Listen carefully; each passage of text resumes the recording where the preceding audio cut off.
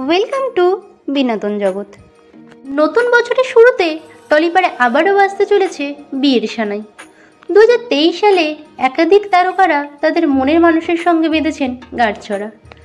সম্প্রতি পরমপ্রিয়া সৌরভ দর্শনের পর নতুন বছরে আরও এক জুটি বসতে চলেছেন বিয়ের পিঁড়িতে।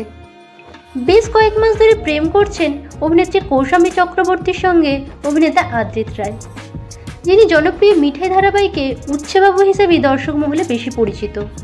অভিনেতা আদ্রিত রায় 2018 সালে নূরজাহান সিনেমায় নূর হিসেবে বড় পর্দার মাধ্যমে প্রথম অভিনয় জগতে আসেন। এরপর 2019 সালে প্রেম আমার 2, পরিণীতা, লকডাউন প্রভৃতি সিনেমাতে কাজ করেন। তবে মিঠাই ধারাবাহিকে উচ্ছেবাবু হিসেবে তিনি সর্বাধিক জনপ্রিয়তা পান। শোনা যাচ্ছে পুনরায় বড় পর্দায় দেখা যেতে চলেছে অভিনেতা আদ্রিতকে।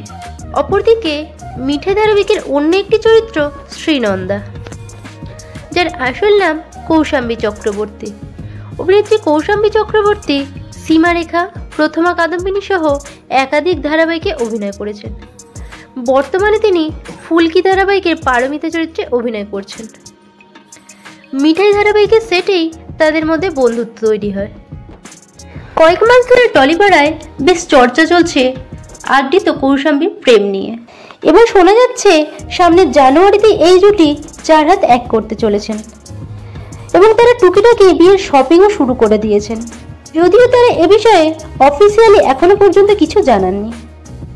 ভিডিওটি ভালো লাগলে লাইক, শেয়ার করুন। বাংলা বিনোদন জগতের অন্যান্য খবর পেতে চ্যানেলকে সাবস্ক্রাইব করে পাশে থাকুন।